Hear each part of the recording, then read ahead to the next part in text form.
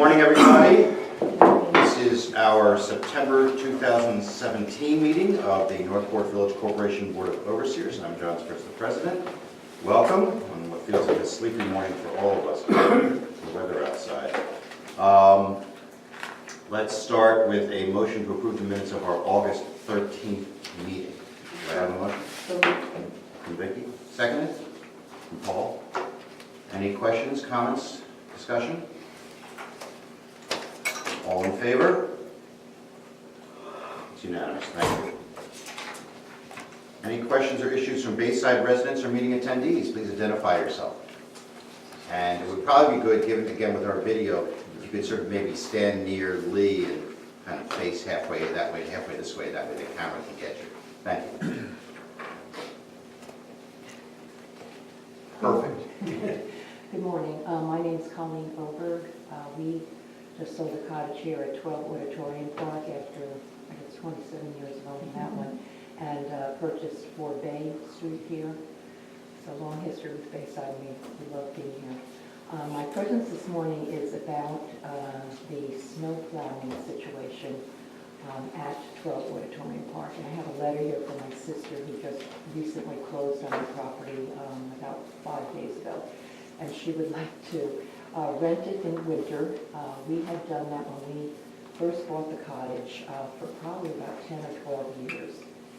And we would inform proper people at that point about the fact that we had a tenant in for the winter and the snow plowing was taken care of back then.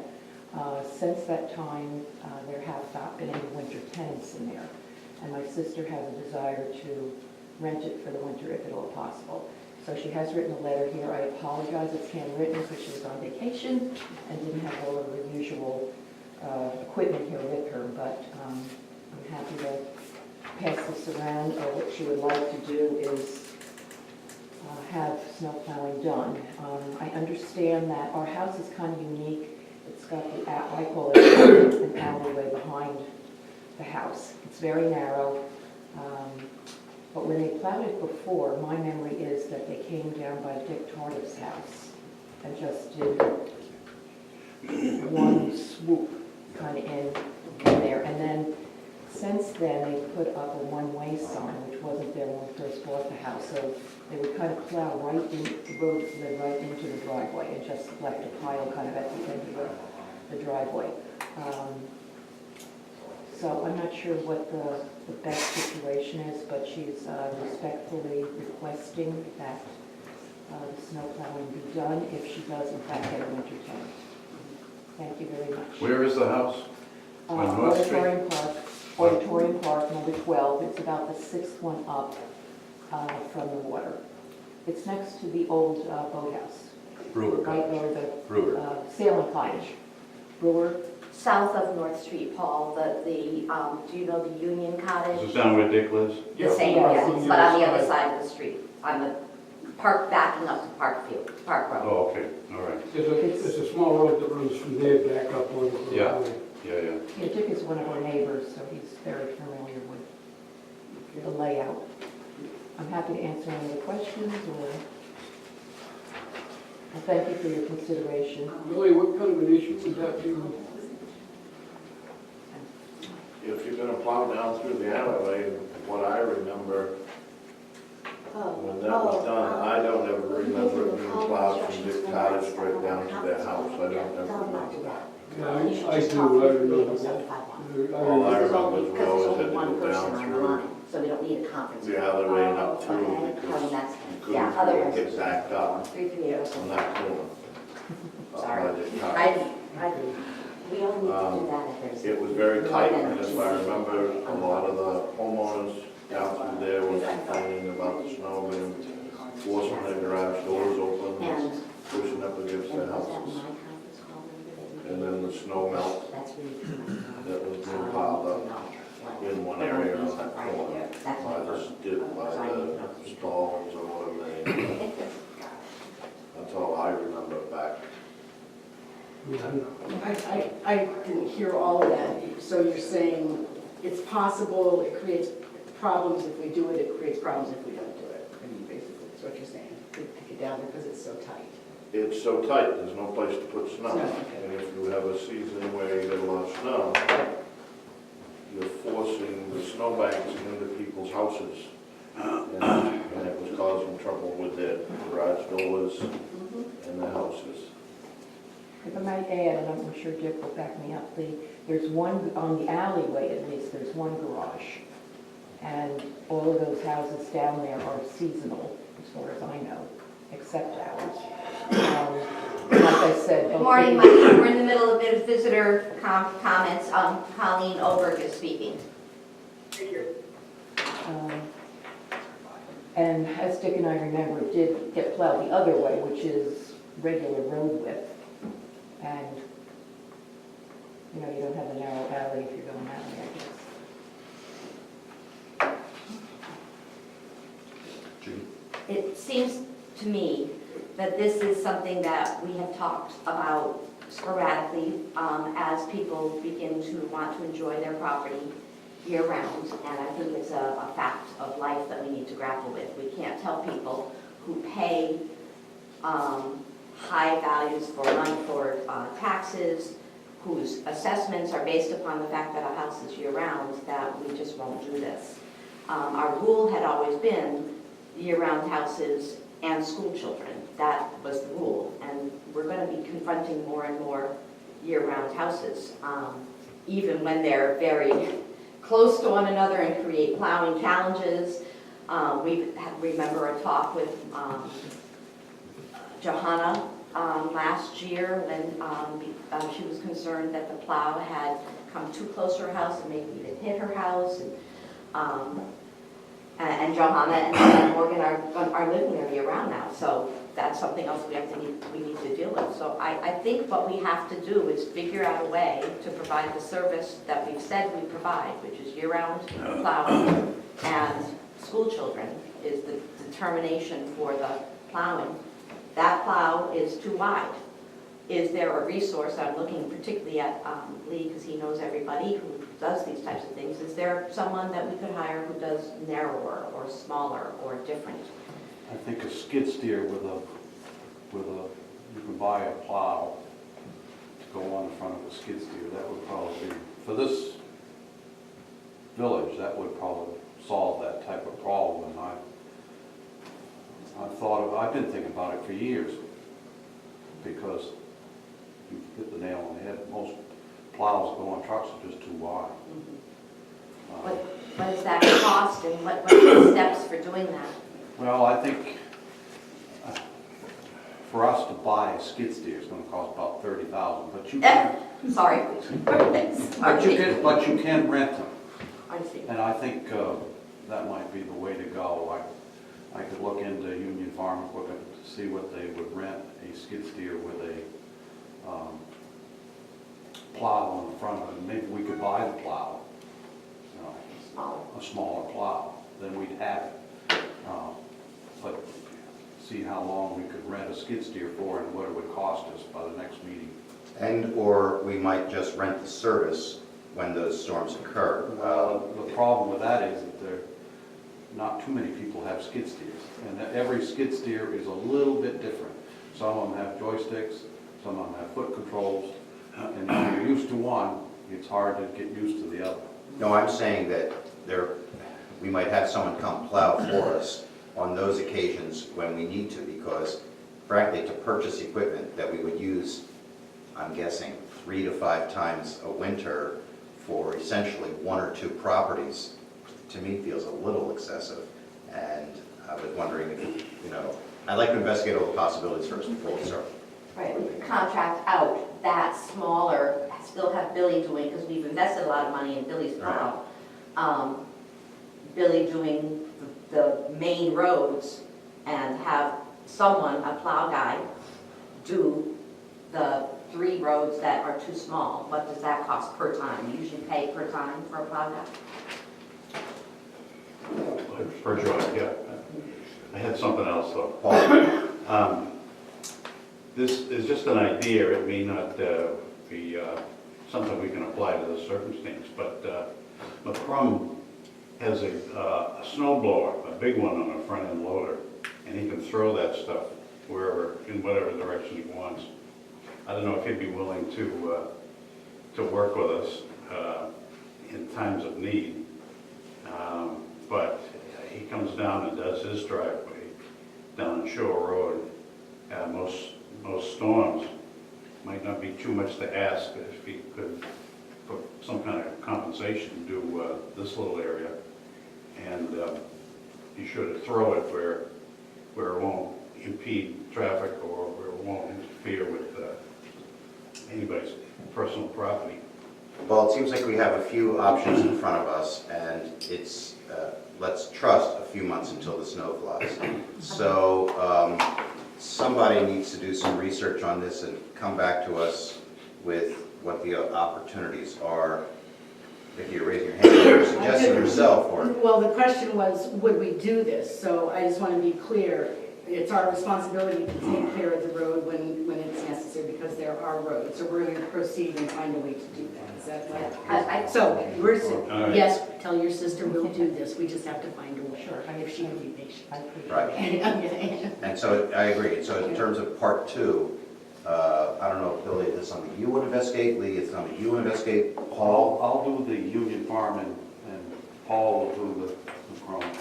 Thank you. John, one of the other things, the school must have somebody do with a smaller piece of equipment, because they've got the little road walkways to do, so somebody must have something there that they're doing, either their own or their...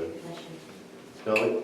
Walkways at the school are done with the hand walk line snowblower.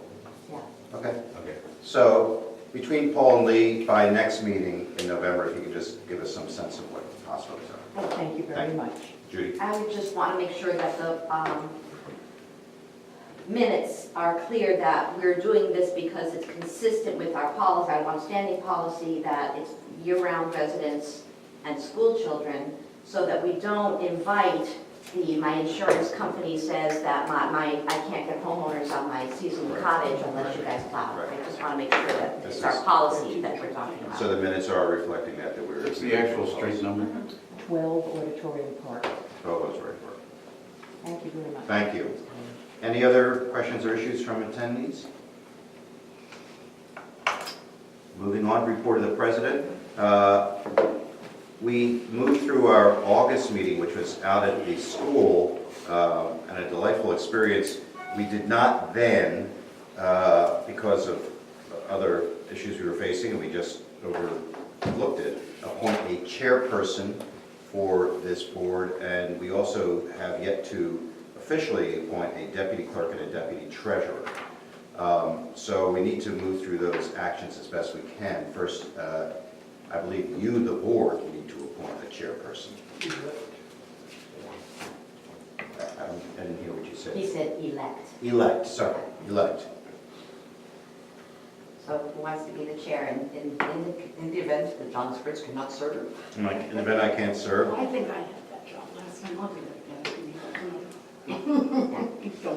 I move that Vicki be appointed as the chair. Second. Paul seconds. Any discussion? Hearing none, all in favor? And all in favor that Vicki be, thank you, Vicki, our chairperson. And deputy clerk has been Carlton, I believe. Yeah. And what's I the spoke status to of it? Carlton, and she said she definitely would do it. She definitely would do it. Do we need to have a motion on that, or is it? Remember if it's an appointment or election.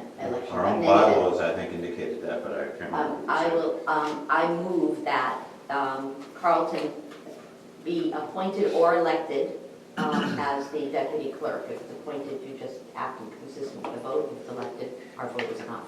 Second. Any discussion? All in favor? Carlton Smith, Paul.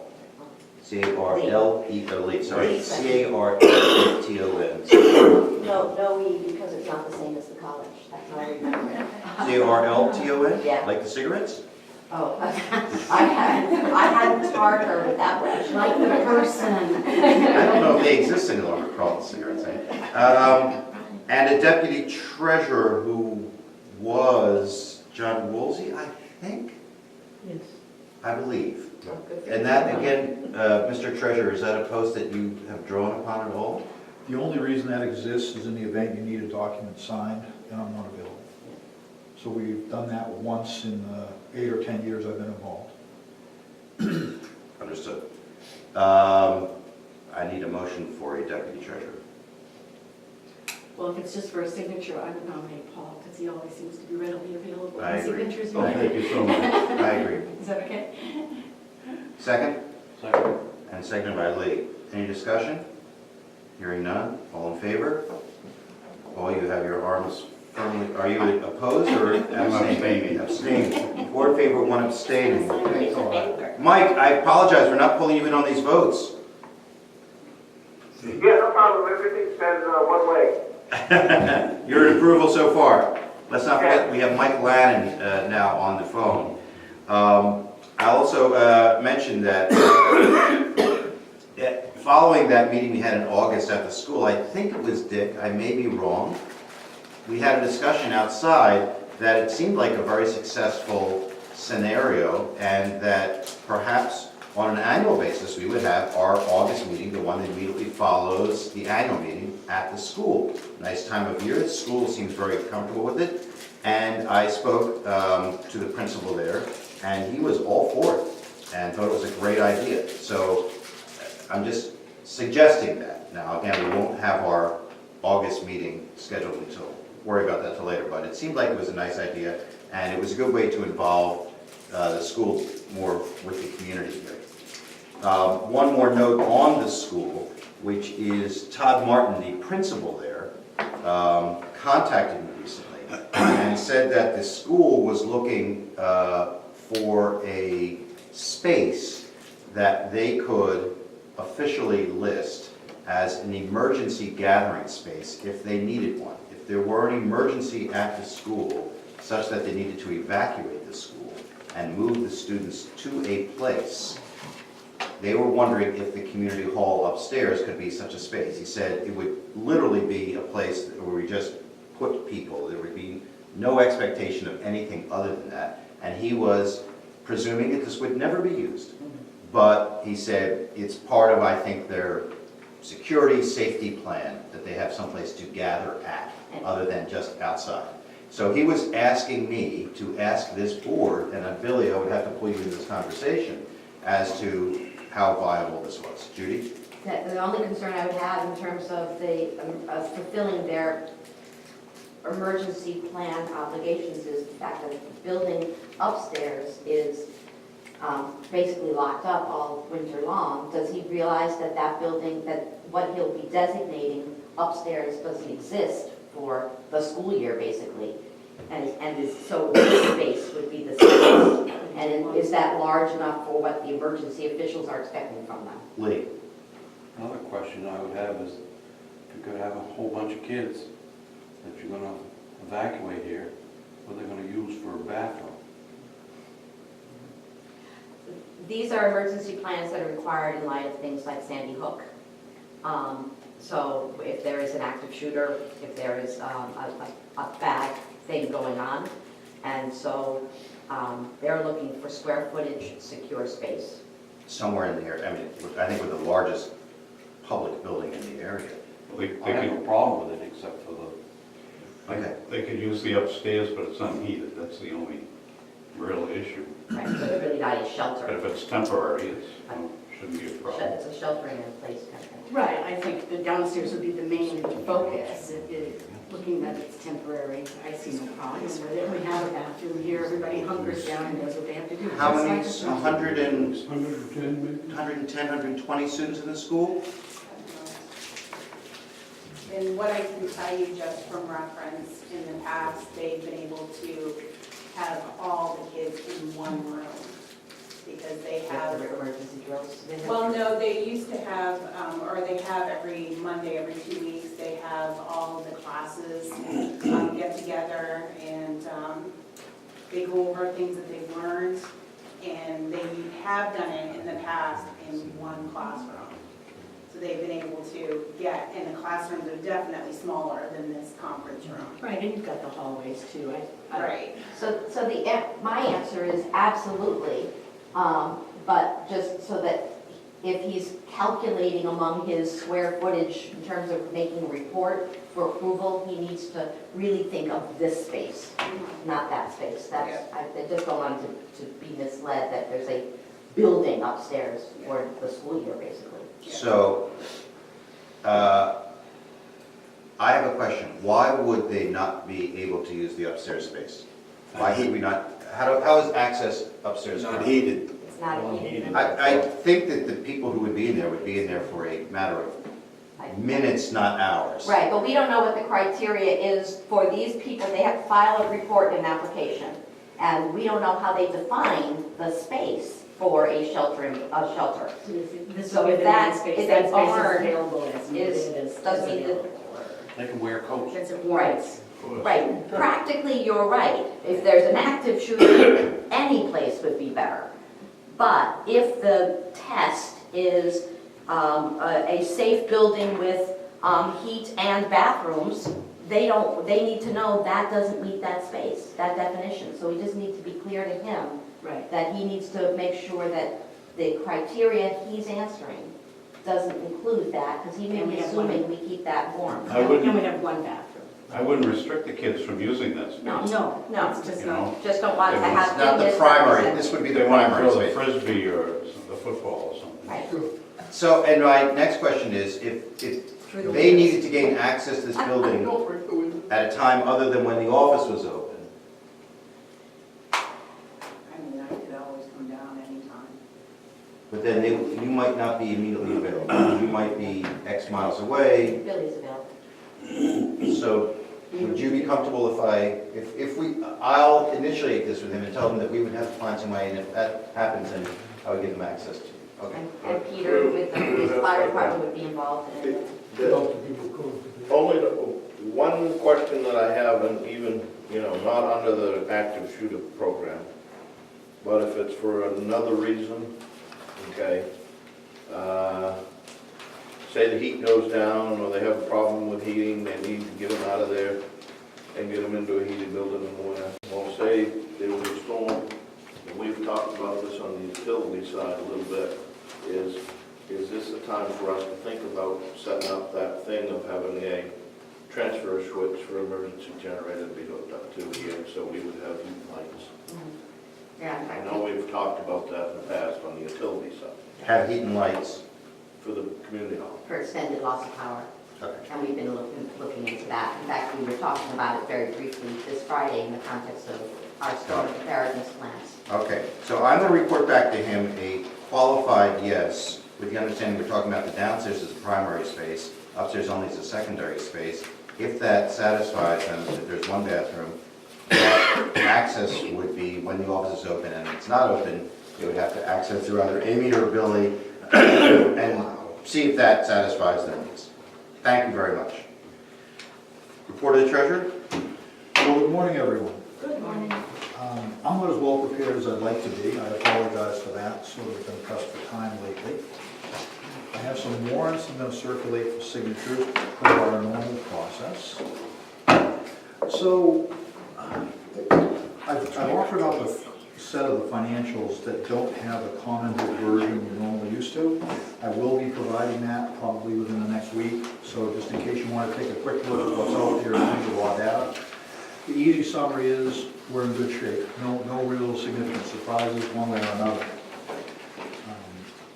There is one thing I've discovered that I find kind of interesting, is we had an approved budget for $201,775 in taxes.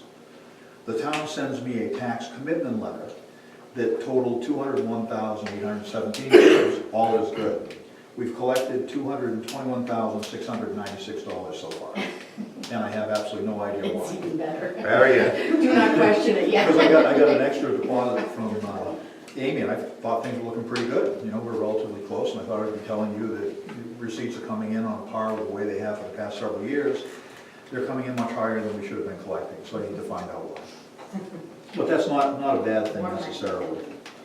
Part two is I handed out a draft version of what we have available for funds. So it's the one with a very small box at the top and 3 lines.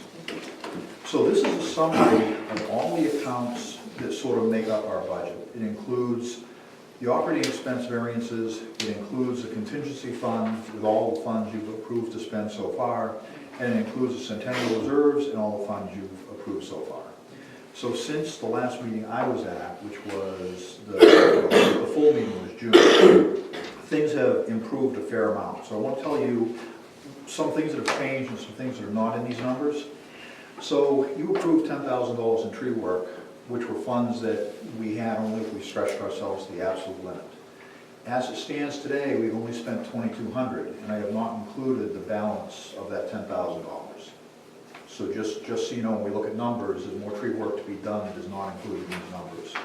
We've received $2,600 in window donations, which reduces the amount of money we're going to take out of village operating funds to take care of that.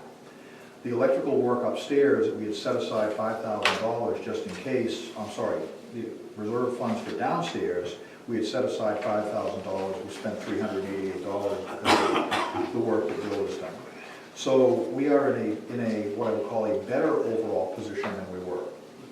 And what that means to me is there were things that were in these numbers that I'd encourage you to move forward with. One is upstairs electrical work. I'd encourage you to do the wharf repairs that we need to do on an annual basis, and I don't really know where we stand with that. And we have funds to do a couple, three other things. The other piece is, at the annual meeting, I had mentioned that we had essentially exhausted all funds, which at that point in time was absolutely true, especially when you take into account the $10,000 for tree work. The balances you see to your right show that as we currently have allocated funds, and this can all be changed based upon what the overseers choose to do, we have $7,000 in what we expect to be positive variances in operating expenses. We have about $10,000 remaining in contingency funds, and then we have about $4,100 remaining of the centennial funds. So that's just to give you a snapshot of where we stand. I want to emphasize this is still draft. I haven't had a chance to go back and proof everything, but I'm reasonably certain it's accurate. So to the extent that it's helpful to figure out what you do for the remainder of this year, that's great. Thank you. Questions? Steve, these numbers reflect that the money for reserves has already been taken out? So you're talking electrical work? No, just the whole reserve thing. We have a reserve budget that we try to Yeah. So add money to. Yep, the reserve budget, if you look at the second page that's stapled together, the top section is your operating budget, and that just shows areas where I expect variances. Everything else I am, for purposes of discussion, saying it's going to come in exactly on budget. So we'll set aside $10,000 for reserves.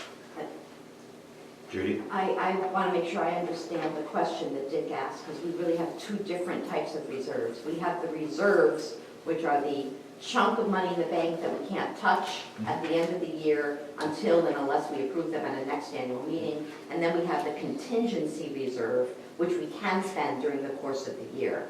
Was your question about the contingency reserve, which is the number here, which started at 16,115? No. Your question was about the reserves. The $200,000 we have in the bank. and Right.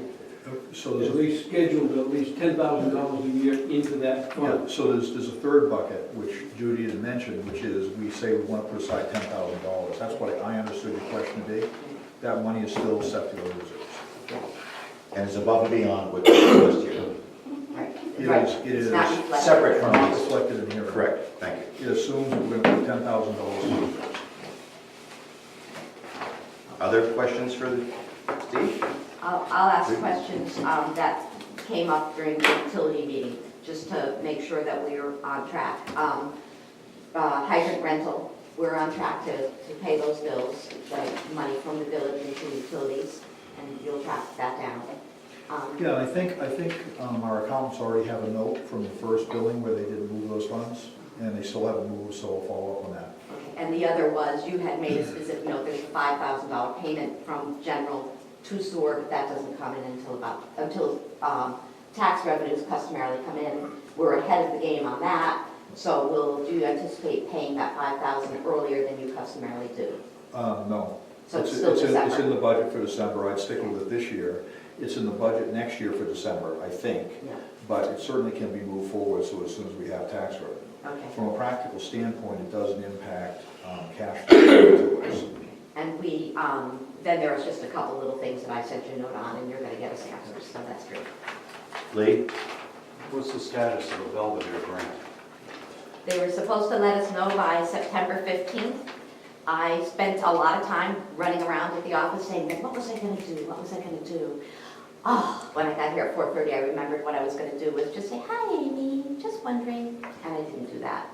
So we have not heard. The packets were to the people who got grants was supposed to be mailed by September 15th. So, John, Do you infer anything from that? I have no idea how they were going to communicate the information, and you've been the one that they've been sending questions to. I'm the signer at the signature at the bottom of the grant, technically, although the reality is that Judy and Beverly primarily put the grant together with Amy. So yes, they haven't communicated with me. No, I haven't heard anything. I don't know whether that's good or bad. It was a Friday, and I was thinking there's lots of things going on in the world, so maybe Monday. You'll send us an email there? Oh, absolutely. If I hear good or bad, I'll let you know. Thank you. And I would imagine John would as well. As I think we reported before, during the application was submitted in February, a question was posed expressing confusion as to, surprise, what is a village corporation? We resolved that, and they were very, oh, thank you, of course, that makes perfect sense. And then they contacted me again and said, okay, we need to have photographs, and we need to have your budget. And I said, okay, here's the photographs that came with the application, see, you have them. And here's the same photograph sent in JPEG, which is what they went in the other way. And no, you don't need the budget, because remember, we're a municipal type entity, and your instructions specifically say you don't need the overall budget for the entity, but in any event, here's our budget, the annual reports. And they went, oh, okay, yeah, you're right, we have all that stuff. Where are they located? The meeting is going to be in Portland. It's a bunch of preservationists will be sitting and reviewing, and they pull that from community members. Is this part of Maine Community Foundation? Yes, it's Right. overseen by. So it's Maine Community Foundation who's actually running this. So the answer is I've written don't know yet on the Belvedere grant. Lee? Other questions for the treasurer? So I have some questions for the overseers. Any progress on consultant? It appears you'll have some money to have that person start before next year. Mike? Mike, the consultant regarding the seawall? Yeah, could you repeat the question, please? So it appears we're going to have money in this year's budget that can be used for the consultant. Are you in a position to have them start before the first of the year? I thought the plan was they would start after this. So I'll pull the question back. We intend to do more tree work. Do we know what that's going to cost? I don't, no. And do you want to do that this year? We can carry it over based upon the vote at the annual meeting. We should, if we can, we should try to finish up what we didn't finish up in that agreed. first round of Okay. Can you try to get me a number so I can update this? all he's gonna tell me is $250 an hour. Just get some kind of number would be helpful. We haven't started on this year's tree work list, so I think he really should try to get that done. Yeah, I mean, from a financial standpoint, we've got money set aside to do that. I'd just like to see us do that instead of carrying it into next year. And community hall electrical, we're planning on going forward upstairs? Mike, I think that Steve was directing that to you as the chair of infrastructure as well. Okay, great. I haven't been that involved in the community hall today, so I will defer to Dick on what we've done today.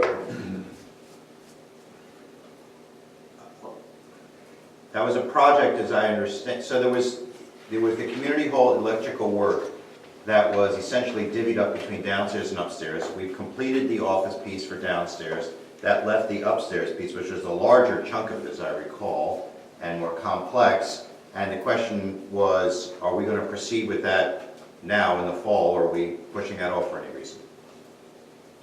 I think we should proceed with it. The question, I guess, is do we ever decide on what we would do for ventilation, because that would have something to do with the electrical environment? I think maybe Bill and Mike can speak before the October meeting with the rest of the infrastructure, and I think the point that Steve's making is the money is there. We should expend it, so that we get the 2017 monies off the books in 2017. Which should be our goal. So maybe, Mike, you can schedule a meeting with your team. Yeah, that sounds like what we should do, exactly. Annual wharf repairs? Yes, I haven't got a report back on estimate. I'm waiting for them to get back to me on an estimate for what we have to do on that. You use proc again? Yeah, I mean, I think we have to do it. yeah, it's gotta be done. So I'll look at last year's numbers and use that as a proxy for now. I got a feeling that it's gonna be around the same amount, because it's pretty much the same amount Same of work. thing.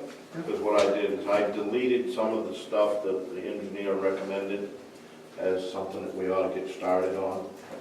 I deleted that part this year, so we could work with the infrastructure committee to maybe start putting some of that into place. So the request, I think that's great. The request I have is if all of you in the infrastructure committee can figure that out and start on it in the spring, or plan on working on it instead of having that pop up in October of next year as well. Steve, Mr. Treasurer, I think this would be a good time, since Mike is new to the board, to briefly reiterate the value of expending funds that are scheduled within a calendar year, within that year, and the value. And you sometimes, I think that there's an expectation sometimes that the treasurer will say, if there's extra money, don't spend it, and that's not what you often say. You often say the money is there for a specific reason, use it. Right, well, and I just would interject that it's not a matter of the value of spending it, it's the mandate. Because because it's a vote-driven budget, we are authorized to spend any money we've approved this year. If we don't spend it this year, you hit the reset button and have to start from zero. So, Yeah, it's not a horrible thing. Those funds go to reserves. The challenge is those are then restricted funds. Right. So they can be used somewhere down the road, but if you had a project you were trying to do, your funding just goes away and has to go back through another annual meeting, which means you're actually 2 years out instead of continuing. The other, So then we will do the electrical and the holes out, and I'm hearing you say? at the end of the year. Thank you. the other piece of that whole process is we had an awful lot of deferred maintenance. And you probably, as well as anybody, understand how the cost of repairs increase on an annualized basis. You know, stuff like paving goes up 5 to 8% per year. Some of the other things go up an average of 5%. So if we've got the money to do it, it saves us money in the long run by tackling those projects on a current basis. Yes. So that's all. That's the rationale. Thank you. And the last piece. Like we talked about, I'll get together with the rest of the infrastructure committee, and we'll talk about moving forward. Yeah, Thank great, you. thanks. And the last piece is just, I made a recommendation to the utilities trustees to present their final budget to the overseers in November. Right, and we discussed that on Friday, and you're gonna send some worksheets out. We expect to look at drafts in October, tighten them up in November to get a vote on. Yeah, I think it's really doable. Great, thank you. I just want to clarify, the wharf repairs and stuff that we do, they're going to be done in the fall or in the spring? This fall. I just Well, want that's to, two pieces. Okay. There's a piece of repairs that Bill has provided an estimate for to complete. There's another recommendation from the consultant to begin work on a longer-term strategy. right, and that's, And he's handing that off to the infrastructure committee to figure out what we do going forward. but And that will be repairs spring. this fall. Right. Paul? I'm just trying to get a clear handle on what it is that we can spend. What's the bottom line, the figure that we can spend? I mean, If you look at the front page yeah, and total up those three numbers, that, at least on paper, is what we have. Which is, for the benefit of those who are watching on video, 22,000 and change. 22,000, thank you. Okay. 22,000, and that's for, what was that for? Well, there's a net operating number of 7,300 to the good, contingency spending of 10,800 to the good, and centennial reserves of 4,150 to the good. Okay. Now, we're authorized by the voters at the last annual meeting to carry all those funds over to be used next year if we don't spend them this year. and that's a one-time occurrence. We've never done that in the 10 years or so I've been involved, but it seemed like an appropriate thing to do since we're pretty healthy financially and have an awful lot of things we want to tackle, most notably preparation for the seawall. Okay. Thank you. That's it. Thank you you. very much. Billy, and Bill, if you could speak up only because we've got Mike here trying to listen. Well, I don't have a whole lot. As you all know, we've been going through that speed limit sign that we purchased back and forth. Finally, I'm waiting for the new one to show up.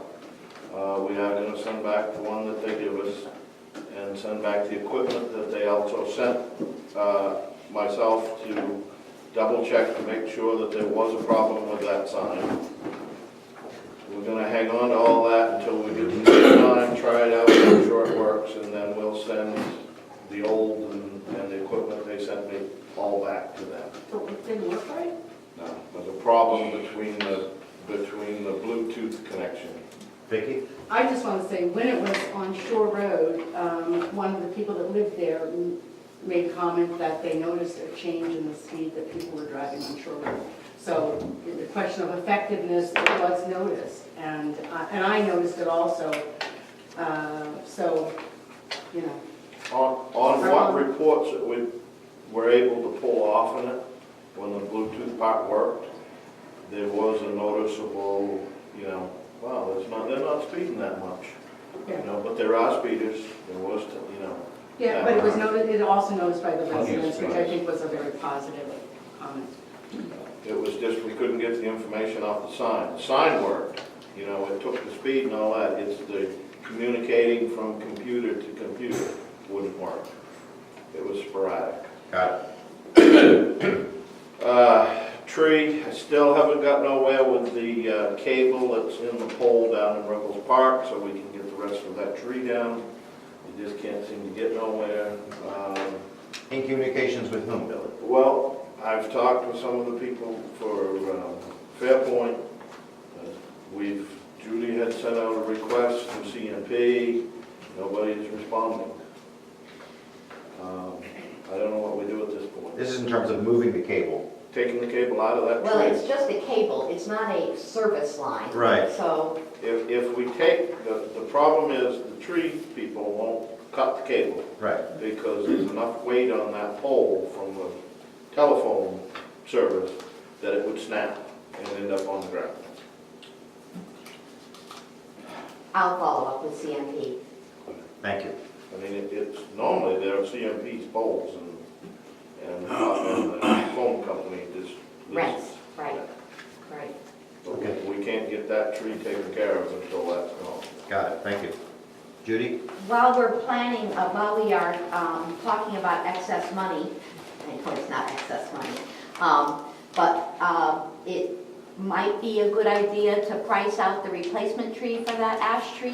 I'm looking at you, Jane, because you have to plant a suitable tree there. If we can get a tree in the ground, even while we're waiting for that stick to get I think, out here. didn't Nate Benner told us at the time, and I think we reported that back a few months, I'd have to check my notes, when. How much it would be? Yeah, I think it was $300 or $400, I Yeah. don't think it was. So perhaps while we're waiting for that to work through, we do the separate work of buying the tree and getting it in the ground? That's also Nate, so I'm not sure whether he'd like to do it that way or not. Well, Well, if we don't do it Because- soon, it'll be a spring issue. right, but it's, No, they can plant pretty late in the fall, but I think that if they come in with a backhoe, right, then they'll be dealing with the root system of the other one right. and maybe undermining it. Let's move this off to the report of the tree warden. I feel like I want to. Well, I think I got the answer I needed, which I just wanted to emphasize that you're talking about trees, we're talking about projects we can afford. That's when we should move on the list. That's the answer for me. What else, Bill? I just was the other day going through our ordinance book in there, and I think I've mentioned it once before, the ordinance that you have in there for the parking, on the winter parking thing needs to be updated to our current thing, because that's, the one that's in there isn't right. It says 7 AM to Right. 7 PM. Wasn't That's it you, not right. Vic? We have the new parking ordinance, the one that has the, we can tow cars whenever they're in the way of the plow. So that's, isn't that just a matter of Amy putting in the book the right one? I think so. Yeah. It's all combined on the whole parking ordinance that you have on other parking and everything. And that's, is that posted? I mean, Well, it goes- that's all on one paper in that book, and I Yeah. just wanted to make sure we get it updated, because people are Right. asking to see some of the ordinances sometimes. Right. The one that you're referring to is not the parking, the winter ban ordinance. We Yeah. should make sure the winter ban ordinance is what we are handing to people when they ask. Right. Because the other one doesn't, it's not in effect anymore, hasn't been for 2 years. So, Amy, you got that? I have the winter ban, yeah.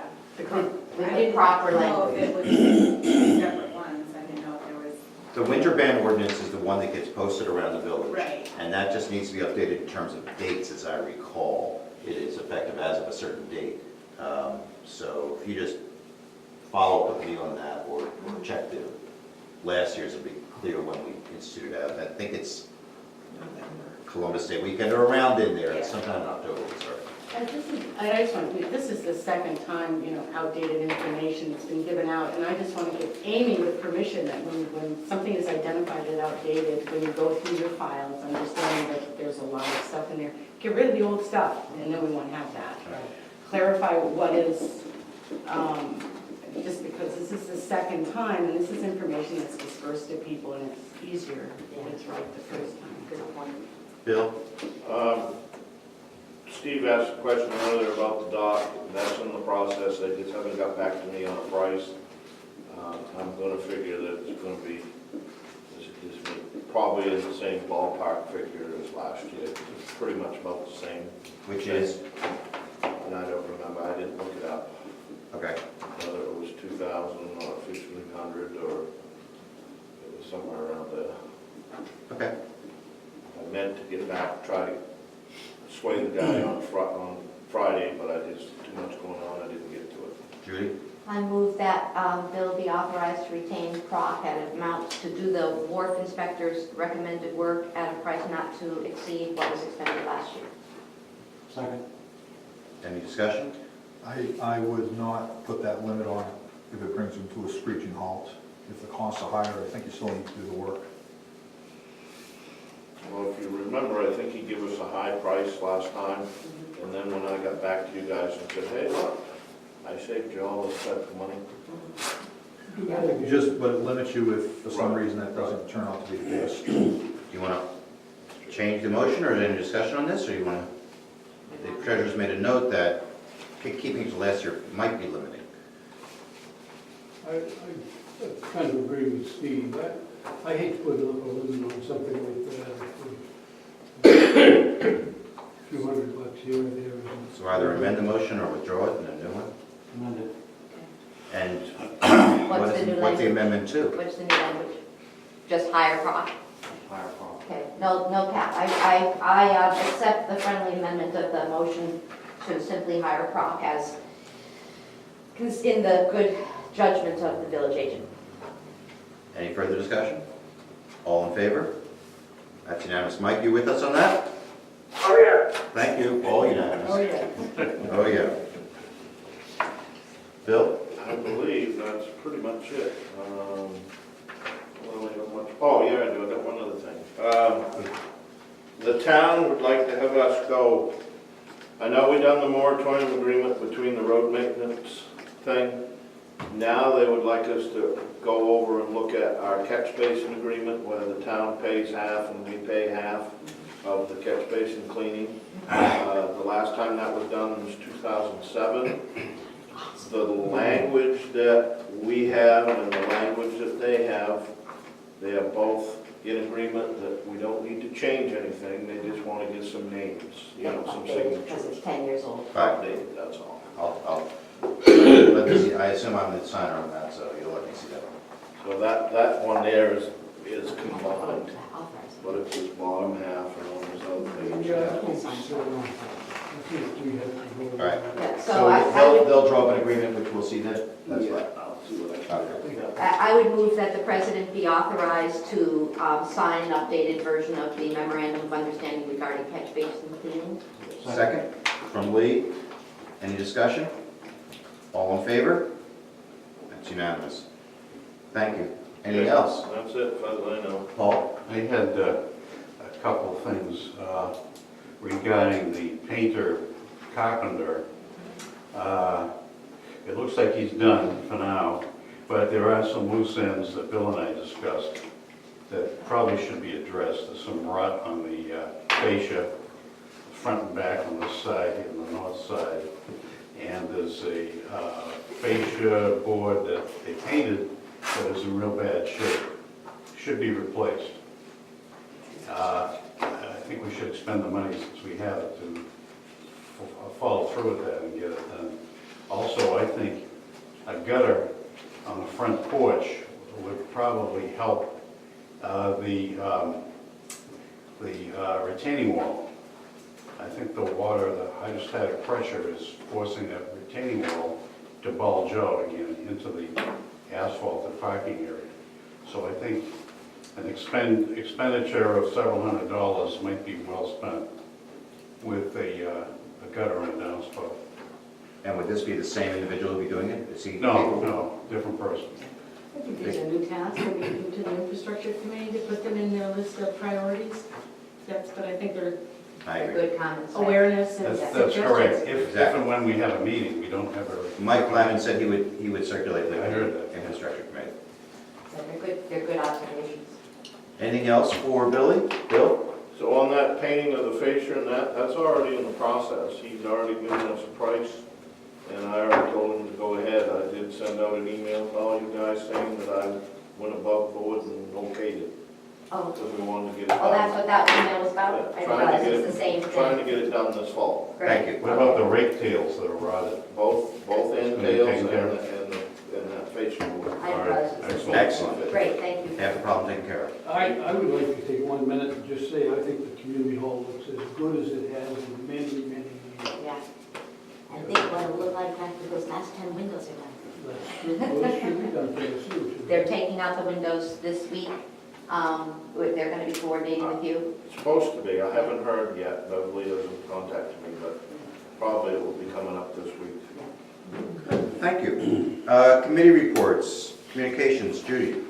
Nothing to report except from via the utility committee. We observed some discouraging and not surprising evidence of latex paint being dumped through our sewer system. Now, obviously, latex paint is not as hazardous as oil-based paint, but it has a very, very, very high impact on our BOD levels because it kills the bacteria which eats our sewer waste. BOD, what's BOD? Biological oxygen demand, it's what we dump into the bay competes with the wildlife for the oxygen in the bay. And so they measure how much of that oxygen our wastewater requires. So we will, so when the biological oxygen demand is high, we have permit issues that could trigger. We are always low on that, except maybe August, which is why I always talk about flushing. But if you dump latex paint or anything that's inappropriate into the sewer system, that's going to compete with all the good work we're doing. So we are dusting off a brochure that Dick prepared several years ago, communicating, reminding people that you don't use it as a dump. You dispose of your paint, etc., as appropriate. So that is a communication issue, but it's through the utility department. And how will this information be disseminated to the residents? Well, we talked about including it in bills. It probably wouldn't be included in the bill from September because Amy's trying to stuff those envelopes right now. And we talked about doing it through Danny. It makes sense, it seems to me, to promote this, early, middle part of next year when people are arriving back in their, Right. It's actually our hypothesis, and we're going to look back at the numbers, is that this is a end-of-year issue, particularly when people are cleaning up their cottages and closing up their cottages. Oh, that last can of paint, dump it.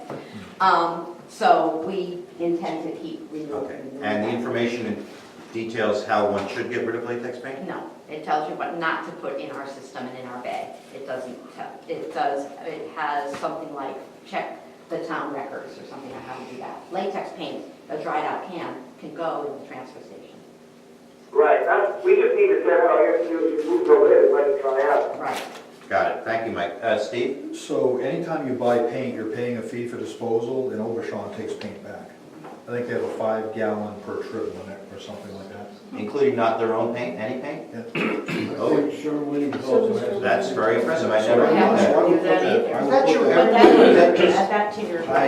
It's a relatively recent change to That's law. a great idea. So it may be worthwhile checking with Overshawn to find out if the 5-gallon thing is correct, but if I look at one of the bills we just got for some paint, there's a disposal fee added on to that, so. Well, so that's the only thing I have for communication, so that's really utilities. Thank you. Finance. I sent out a note reporting the finance committee meeting from early September, and I have nothing to add. Thank you. Infrastructure, Mr. Lannon? Yes, we need to have a meeting and get going on some of these things we just talked about. One thing I would like to say is that I never realized how many things were wrong with the park until I became an overseer. Because everybody has told me everything that's wrong with the park. So I think that's somewhat humorous. Welcome aboard. What's wrong with the what, park? Park. Yeah, he was being Oh. sarcastic. He was commenting on the helpfulness of our constituents. Mike, just so you understand, at this end, we may need to do some retranslating of what you say because it does come across a little fuzzy across the squawk box here, so just be patient with us. Sure, yeah, so I think that the main things that we are going to get going on were the meeting that we had is really the electrical that we talked about, the consultants for the ward, and I did have one thought though regarding the plowing that we talked about earlier, the fall plow. Is there something available from the town itself? No. The answer is, Billy says no. Okay, just curious. Good thought. Potentially the school. That's really all I have to report. I spent the last month sort of getting my feet wet with all the things Judy has sent me, and we'll have our meeting and a lot more to report on to it. Wonderful, thank you. Safety Committee, Wendy is not here. Did she instruct Amy, you, or anybody to report regarding Safety Committee? Who is here, who's a member? Beanie, is there anything that you want to talk about? The policeman finished a couple of weeks ago, and he made a lot of stops. And the very helpful people really thought it was good to have the policeman here.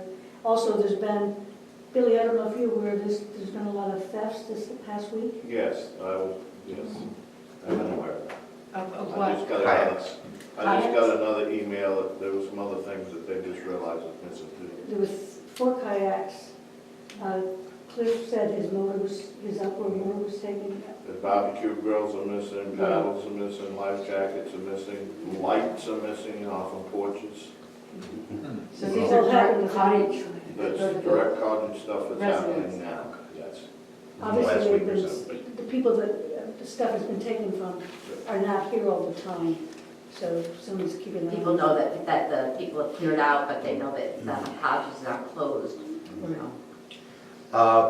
That's Is that. there going to be, or has there been an exit interview with the police officer? No, he's going to send, we'll do an exit interview, but he's also going to send, recap of what he's done this summer. I did receive a communication from Wendy at some point about a month ago regarding a particular stop that he made of a resident, and there was some question about his style. So I don't know if Wendy will be talking with you about that, but you might want to talk with her before the interview. Oh, yeah. Good. Yeah, Wendy's kept her committee advised. Yeah. Thank you. Yeah. Anything else regarding the safety committee? That's No, generally, overall, the month was good for everybody. I mean, and I want to say that the speed sign and the policeman came at the same time. So the notice and the drop of speed, you know, is obviously a combination of both. I noticed his presence, but overall, it was, He's just quickly off the cuff, do you think he's someone we would want to have back next year, and would he be available where we want to have him back? I think it's something we would like to have back. Again, we haven't done the exit interview. And I think we would like to come back if it works out Okay, thank you. for him. Yeah. Thank you. Town liaison, Paul? We've had a few complaints about fire pits and the smoke and potential hazard the flames or ashes are causing. They seem to be reoccurring complaints. So I discussed it with the selectmen at our last meeting, and they're not sure, as I guess the village isn't, as to who enforces our fire ordinance. Which leads me to also state that the fire ordinance is not very clear. It needs to be redrafted and presented in a more clarified position. Fire ordinance speaks to permits that are allowed on village property, and then it reverts on item number 3 to an ambiguous circumstance that could be village property or general owner property. So I just want to refer that to the governance committee, and I think it's something that needs to be addressed. It was suggested that maybe in terms of enforcement, nobody seems to want to take that initiative, so it was suggested that maybe we hire 1 or 2 constables or appoint constables who might be able to address issues like that come into the NVC office. People don't know where to go with the complaints. So I think it's something that needs to be addressed, and I'm mentioning it because maybe governance can find a solution. Thank you. That's it. John, could I just add one thing, because I was This is at Tim Samway speaking, by the way. the selectmen's meeting, and they did discuss the school issue regarding an alternate spot. And the school did ask them if they could use the fire department, and the town discussed it and said no, because of safety concerns that so forth. But with the town administrator, they were going to look into Point Lookout as a spot where they could take the students, because they have the gym there and a lot of stuff. So, well, also the Back at the school issue. also the the Blue Goose that hadn't been discussed, because that is heated and it does have restrooms. That's a very good choice, actually, if the Andrews would do Okay, that. got it. That's a good point. Thank you, Tim. The utility committee, Mr. Crowfoot's not here. We had our meeting on Friday. I referenced a few things along the way, communications piece of it and some finance pieces of it, and we have no action items for you to consider at this time. Thank you. Report of the tree warden. I don't have a report. I think Bill has been most recently in touch with the tree folks. Basically, the list of tree items has not been started yet because of the work that was done in Auditorium Park, which was not part of the list. So it's And more I an think- emergency situation. Yes. What's the status of the giant stump in Ruggles Park? We're waiting to get rid of that cable that we talked about. No, sorry, giant stump in Ruggles Park. It's got a cable in it. Do you mean the ash tree that's not fully The taken ash tree down? that's not taken down, that's the cable we're talking about. That's the cable we're talking about. Understood, I apologize, I thought we were referring to the cable that was inside the other tree. No, Land of cables, Land understood. of cables. Thank you. right. Well, let's move on to new and continuing business. I have a small set of items I've indicated here that came up from various people for the agenda. The Belvedere grant, I've written don't know, and Judy said on Monday she'll ring their bell and hopefully we'll learn something. The Bayside art stage sets, I had indicated at the last meeting that I was curious about what the status of them was going to be, and John Woolsey at the time said, I'll take them down, and then got back to me and said, oh my gosh, I'm in Europe now, wherever he was, but I understand that Bill Cressy has taken them down. Am I correct? Yes, I got a hold of him and said that they had to take them down and at least get them on the south side of the building so we could get the windows up. Thank you. Clearly, I think moving forward, there's got to be a better plan in 2018 about how those sets are going to be used and whether they'll become a permanent part of that space or not, et cetera. Vicki?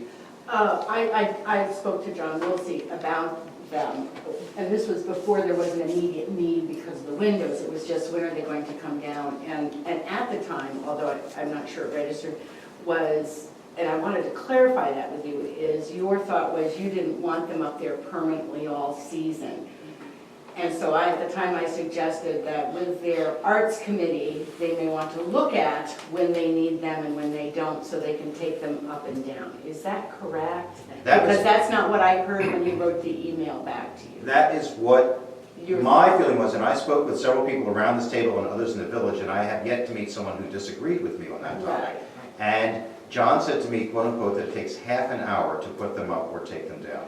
So I don't know whether that's a fact or not. No, That's what he it's gone. said it takes. I heard 2 hours. 2 or hours. something, yeah. Okay, I will continue as the liaison so that next year when they present, they'll also have a plan for when they go Thank up you. and when they go down, if that's Right. acceptable. I appreciate that, Vicki. Right, because right now, That's what we I'm clear. need not only a plan that they're up for the events, but down when there is not an Right. event, but also a safe storage. Right now, they're leaning against the pews, that a little kid, I think with that- our emergency plan, little kid running around, bumps in, they crush them.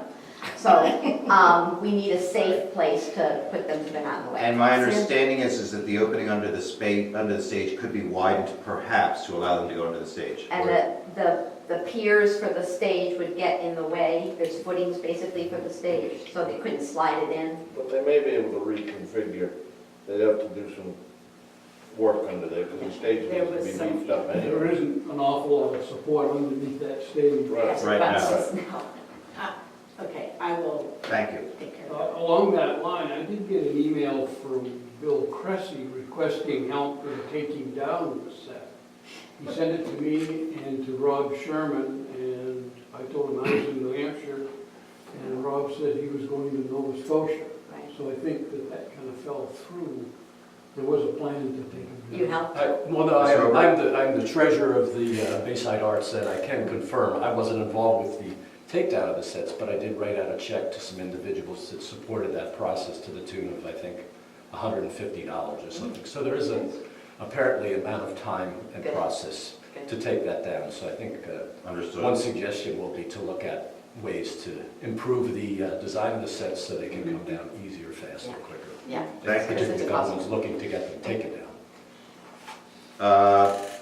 Next question, this is, I believe, originates with Vicki. Establish committee rate Bayside trees / green infrastructure. And I remember following this was raised at our August meeting, and that Mike Lannon, who's on the phone right now, said, well, what do you mean by green infrastructure? And he sent around an email to the overseers with some thoughts about what that language referred to.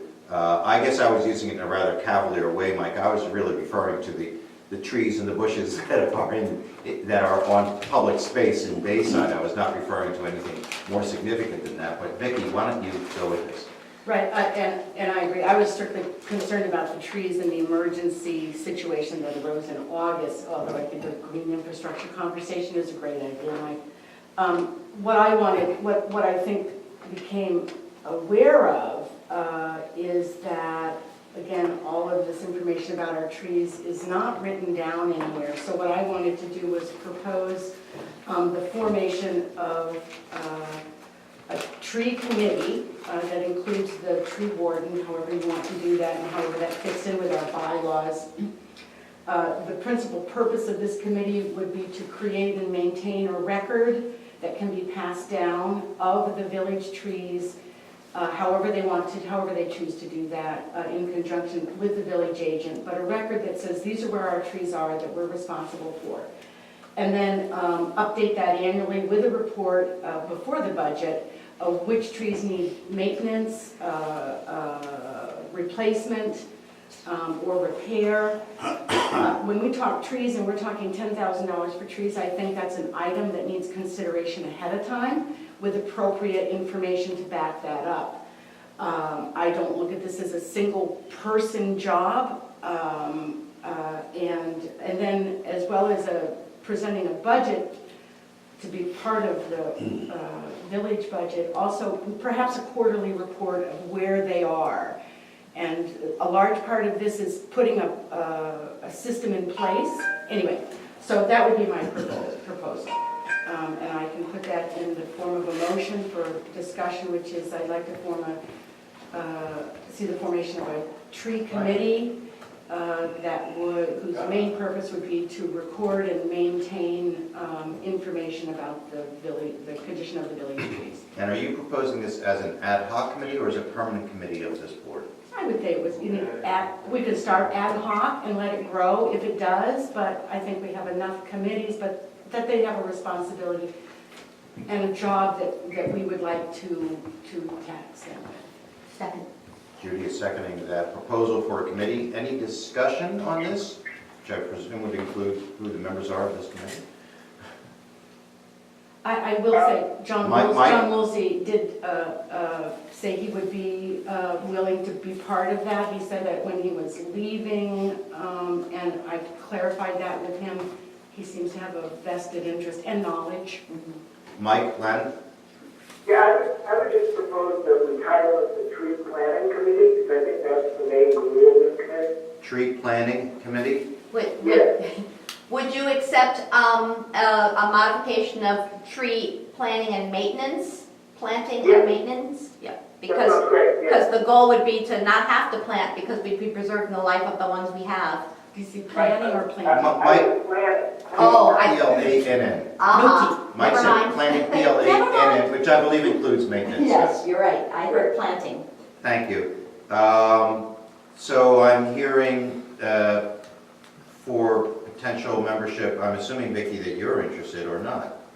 Oh, no, I know nothing about trees, but I in thinking about this, a year-round resident would be helpful because of what happens in the wintertime. So John Woolsey is not a year-round resident, is not a member of the board, that's one so far. Well, but the tree warden is a Tree warden year-round. would absolutely be a member. Is a year-round resident. The village agent. That's correct, but there's a big difference between being the tree warden and managing a committee. And We're not talking about who's managing this committee, we're just saying who's going to be on this well, committee. a committee is a lot more work because it's administrative. So, Perhaps John might do that. I just say a minimum of 3 people because then you can divide up all those little jobs. I don't want this to be blown, but I do think an organized process that can be handed down is Are there any of the other members of the overseers who are interested in being on this committee? I'm interested in being on this committee. I have a suggestion as to that. Billy and Jane and John and you are now a good team. Maybe you can then report back about how it could actually be constructed to address Jane's concerns of administration, what her role would be in that context, and then in October, you can talk about other bodies that might want to come to the table. So before there's a committee, I agree that if Billy's willing to at least have some sort of conversations, which may be by email, regarding what this committee might do and how it's constructed and what its intents are. Would that satisfy?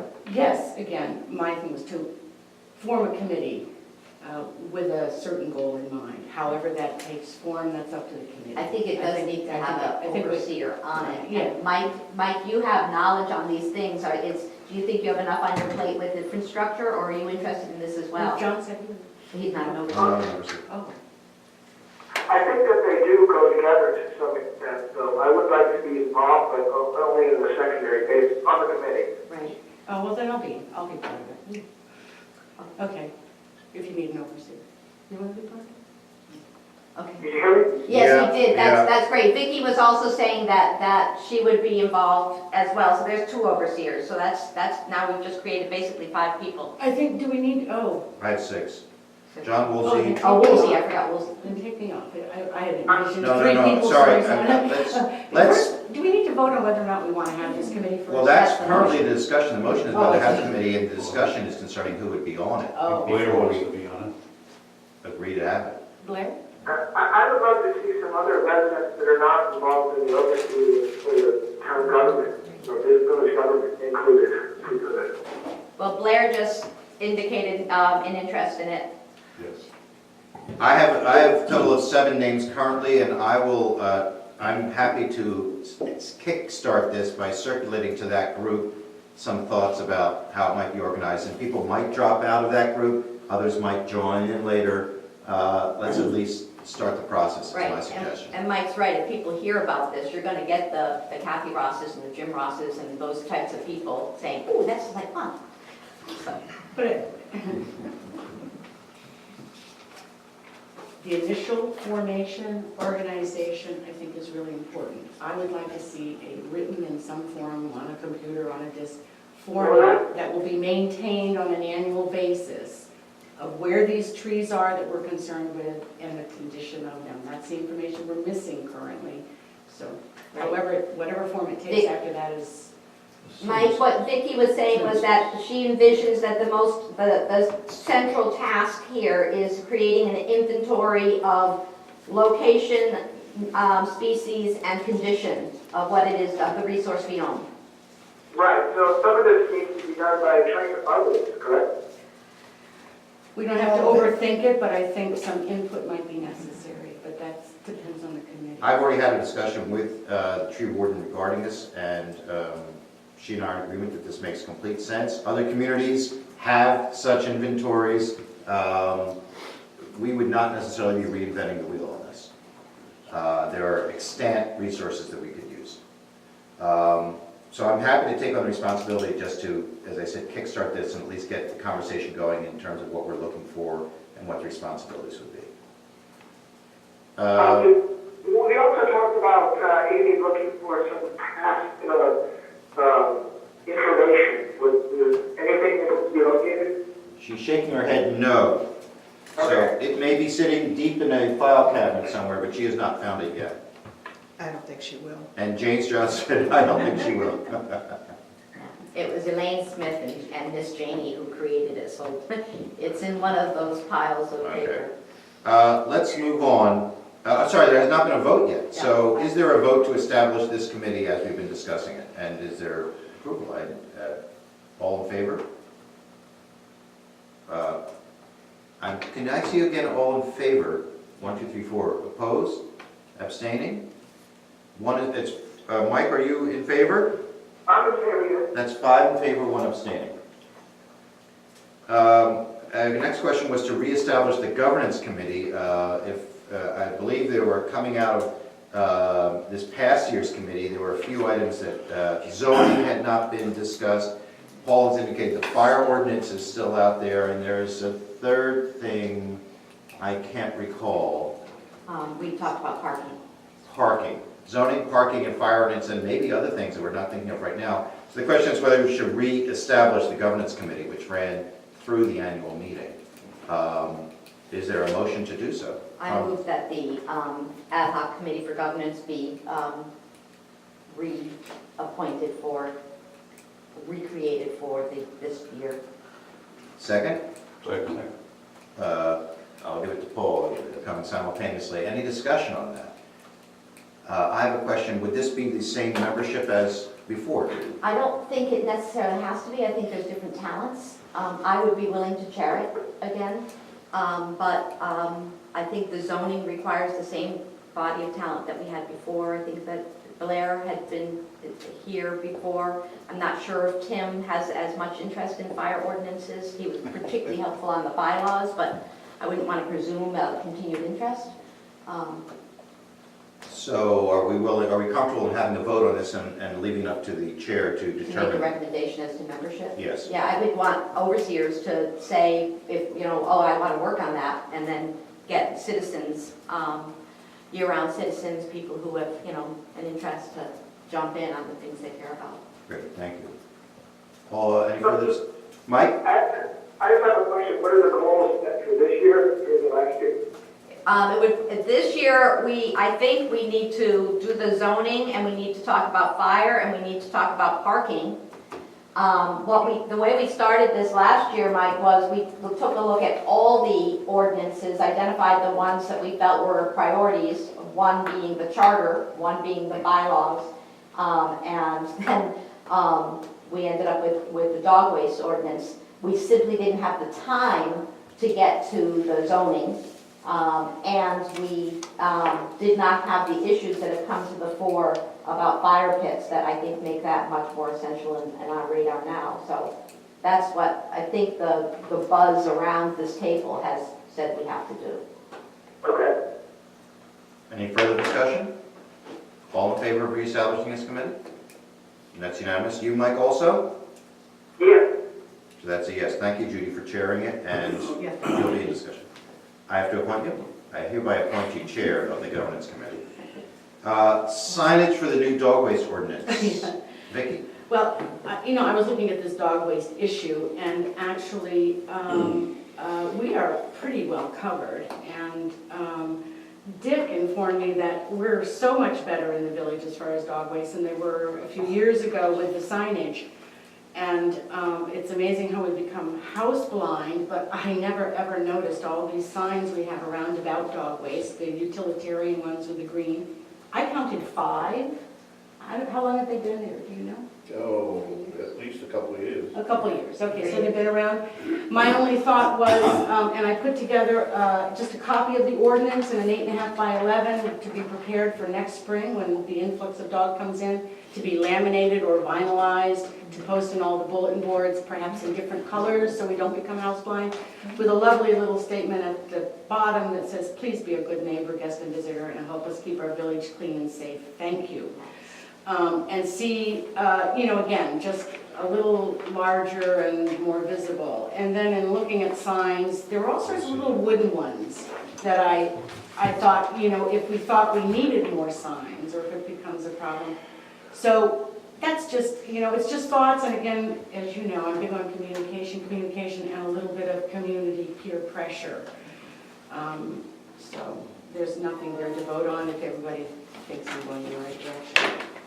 I think you're doing great. I think so. I did just notice that you just called that the dog ordinance, not dog waste ordinance. Oh, yeah, maybe I dropped that in my typing. Well, maybe if it says ordinance, they'll read it. The only thing I would say, Vicki, is that I would hesitate in thinking about more permanent signs, because I don't know down the road if we're going to want signs for fire pits and ordinances and don't speed so much, et cetera, and I would not want to see this community become rife with signage all over the place telling us what we can't do. And so I appreciate the signs that are up for dog waste, but I would be very careful about creating more permanent signage around the village. And I totally agree with you, because as I counted the 5 dog waste signs, I'm starting to think it looks sort of like, those billboards around here. And my thought was maybe something, if we did any more, a little more attractive, and say up Griffin Street or the street that Bill lives on, where somebody's walking their dog and nobody's looking, and, have something. And I'm not sure, because there's also a thing about we can't, post signs on trees and this and that and the other thing. So I'm actually thinking we don't need more signs, and I agree with you. I don't want a bunch of things, saying what we can and cannot do. So that's sort of where, unless somebody, comes up with another option. The next item, guidance raised signage on Community Hall, for a lot of signage issues here. Yeah. I have that one. Vicky? The yoga lady had placed a sign on the community building about, I think it was the yoga, and there were apparently some comments. I just said, have them take it down. They took it down. She wasn't offended by that. She totally understood was the information I received. But it did bring to fore that we do not have, you know, a thought-out plan of what if somebody wants signage. So my proposal would be in the form of a motion that signage placed on the community hall building would only be allowed with the approval of the Board of Overseers. Is there a second? I'll second it, but Discussion? it would be my preference that it be a no signage, that it have an imperative of none, and that an exception might be made, but rather than the one that presumes it might be permitted if you ask. I'd rather it be, don't come to me about a sign, this is a historic building. If you have a concrete example of something small, short term, then maybe I'll listen to it. And my thought was, you know, at our 150th anniversary, we went on for banner or something. Right. But, okay. What about temporary signage, Well, that's what this was. like banners and stuff like that? Yeah, Well, so that- with a purpose, I mean, it covers that. But people using it for their activities, I also let it be known that we have the sandwich board out there, that it's my understanding people can use, yeah. other than us. can So, use. excuse me, is the language along the lines of signage is prohibited from the community hall, any exceptions must be brought before the overseers? That's my preference. Okay. That's, I see Lee nodding, I don't know what others would think, but I want the mandate to be, don't assume you can do this short, because you just used the word, Paul, temporary. The yoga lady probably thought of that as temporary, it was only during her yoga lessons, or so. Lee? You've got bulletin boards all over Bayside. You don't need to turn this into a bulletin board. Post no bills. So there's I don't understand what the problem was with yoga lady using her sign during the event. I don't think it's necessary that we understand. Somebody had an issue with putting signage on a historic building, I think, but I never got an explanation. It was a banner that advertised that yoga was available 1 or 2 mornings a week, but the banner was there for a month. Oh, it wasn't just when she was doing yoga. No. No, it was up for a while, and the question was, you know, again, we have no policy on this, we didn't know quite where to go, so we're going to try and establish some policy now. Look, I mean, I wouldn't have a problem with her putting the sign up while she's there. But the sandwich board would serve that purpose, Right. but she wasn't using the sandwich board, she was using our historic structure as an advertising location. And it was not when she was there also. Right. Okay. Tim? Should the word affixed be in that motion? No. I don't, Permanent, temporary.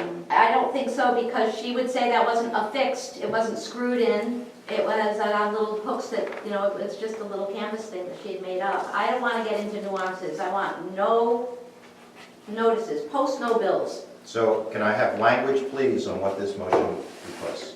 I'm going to let Judy. If you'll accept an amendment of the motion, I would suggest that the overseers adopt a rule that says that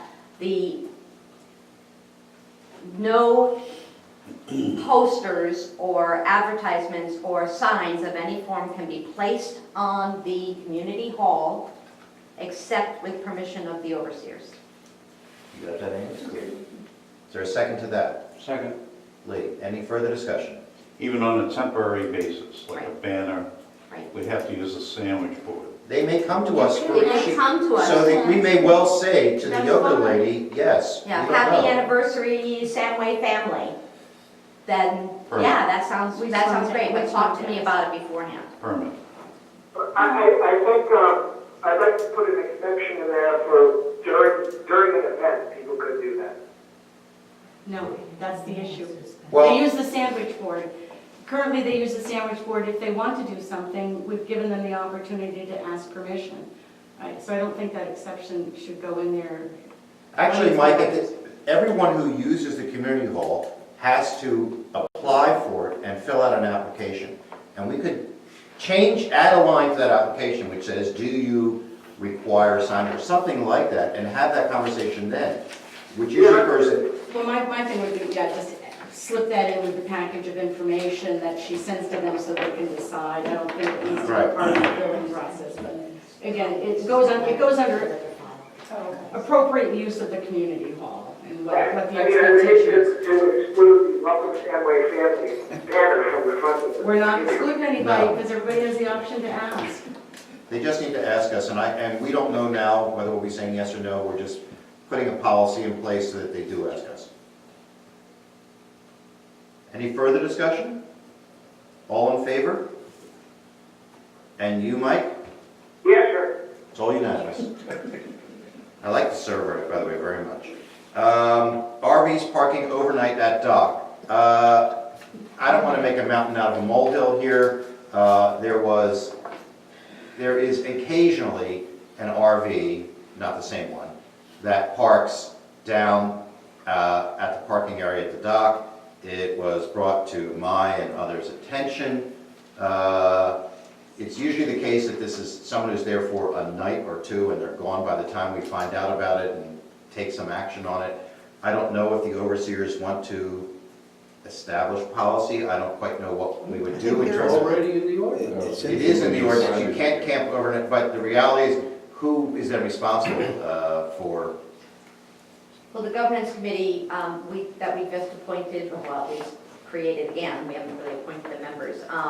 One of the things I identified was parking. I think it's in that context that we deal with it. Okay. The way I read our parking ordinance, it is not banned.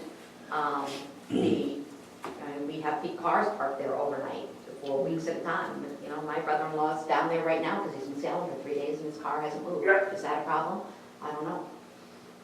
Right. I make a motion that we pass an ordinance that says no occupied overnight parking in the park. Parking ordinance, could that go without maybe a new ordinance? I'm a little concerned we do that right now, Mike, versus having the governance committee take it up, since that was, as Judy said, part of one of the 3 things that they were going to be addressing. Okay. So, sorry, Lee? I think the governance committee could do more. You can't occupy a vehicle overnight. Yeah, it's a good recommendation, Mike, but I think that it might be thoughtful to do it through the governance. Lee? Okay. I think the governance committee would take a look at everything instead of doing this piecemeal. I agree. Oh, I have a note here also on, an issue came up at the last meeting. I was approached, as have been several other people in the area, about the number of mooring blocks that are down on the beach, and whether they all need to be there all the time. I had a conversation with Gordon, which pushed me on to a conversation with Scott Monroe, and Scott and I agreed that, and I counted 35 to 40, far more than I thought were actually there. In my head, I thought there were about 12. When I actually counted them, there were a lot. And Scott and I agreed that they don't all need to be there. I am not now making a recommendation about anything in terms of what happens to them. I merely asked for Scott to get back to this board with some sort of accounting of the number which are abandoned, the number which are in use, the number which he thinks he might use, etc. So we have some sense of what we're looking at. So he said he will get back to me with that, with those numbers. So just putting that out there. Paul? We may want to use the surplus ones for backfill on the new wall. I already mentioned that to Scott. Bill? I just got one other thing that I need to put out there. Do it. I forgot to tell you that, you know, the light that goes onto the dock hasn't been working most of the summer. That's because somebody shot it all to pieces.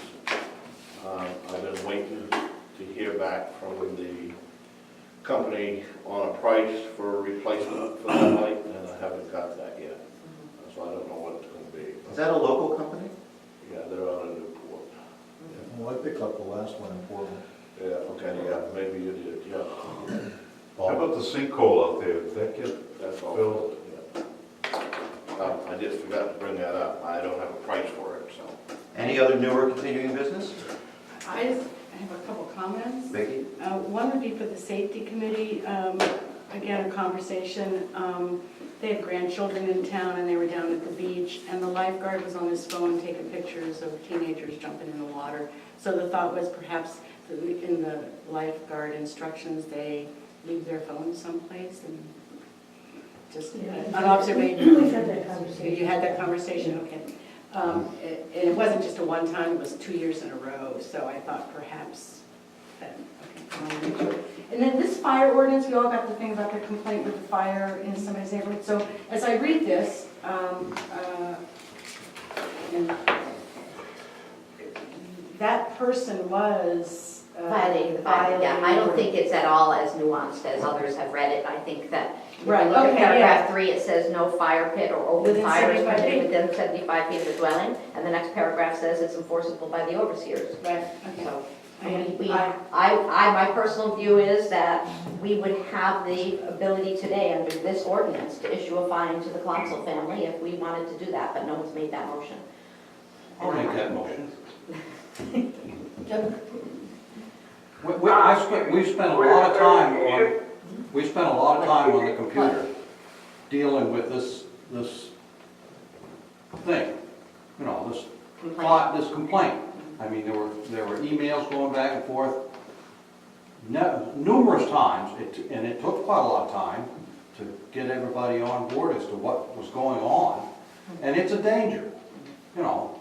All these cottages are real close together. All you have to have is one idiot and you burn the whole place down. I know. And the quickest way to show that we're serious is put out a fine now.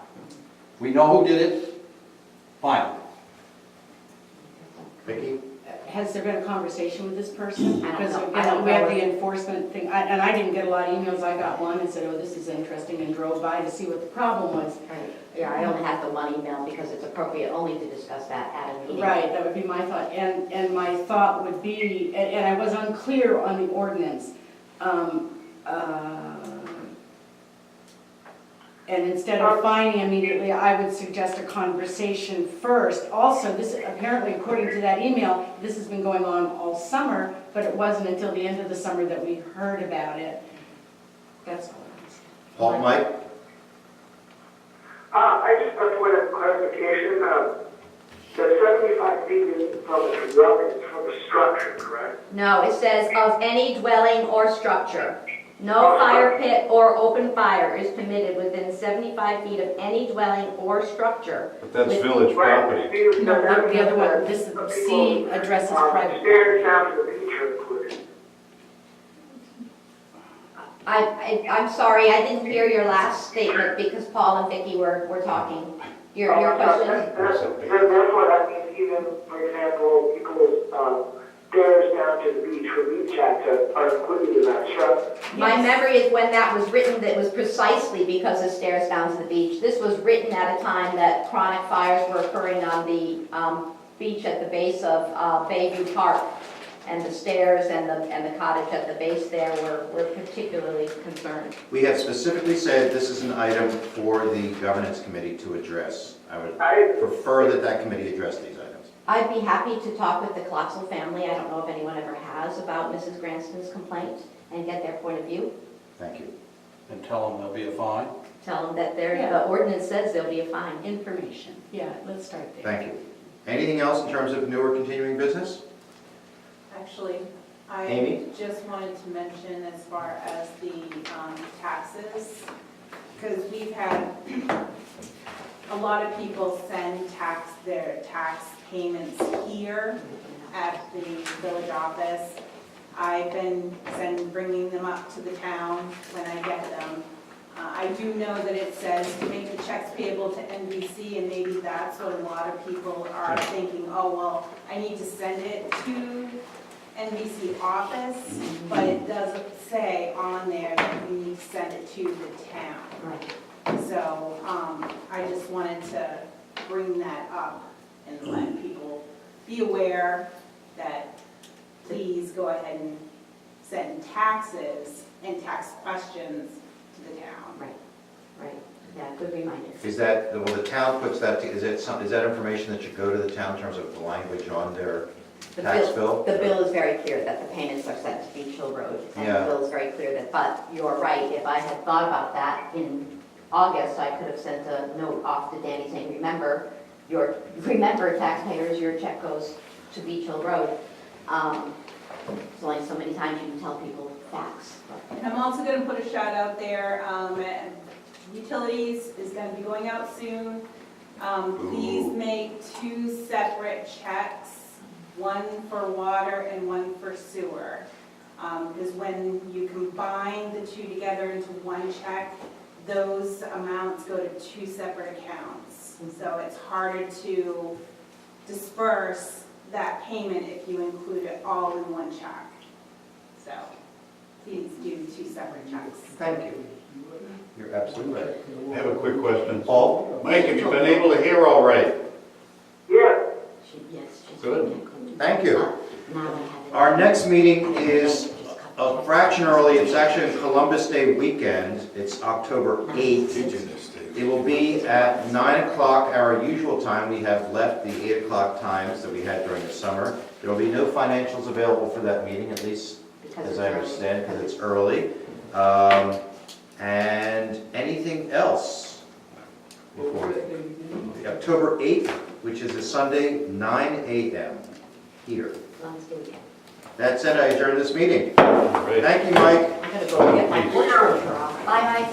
I'm gonna go get my porch furniture off my porch. That was a good question to ask, Paul, because I remember that Lucy was never able to hear anything. And Wendy also said she was able to, so I think it was at Lucy's end. Yeah, I can see it's bad hearing, but I think this is how I do most of my utility work. And if you listen and you tell people to speak up. Oh, thanks.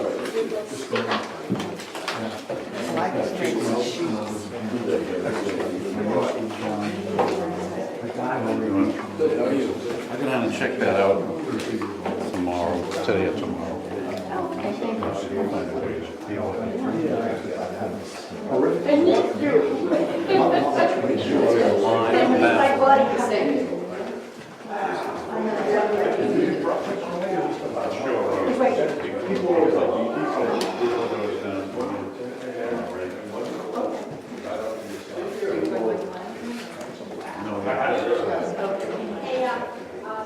No, I didn't bump you. I apologize. Amy, I have you on the agenda, but I didn't, he's right.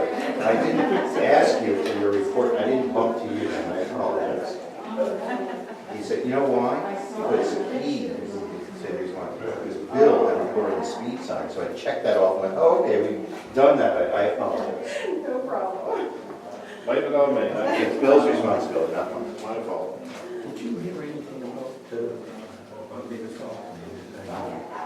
He had a stroke, and his daughters came up with Amanda, the younger daughter, flew back with him to North Carolina. Yeah, I'm not sure.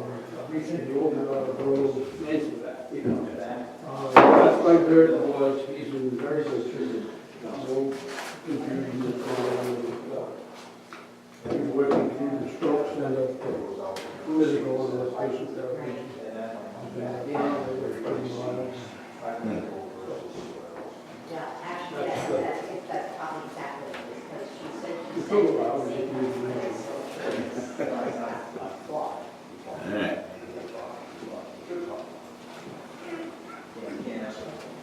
when you get to having old folks in charge, right?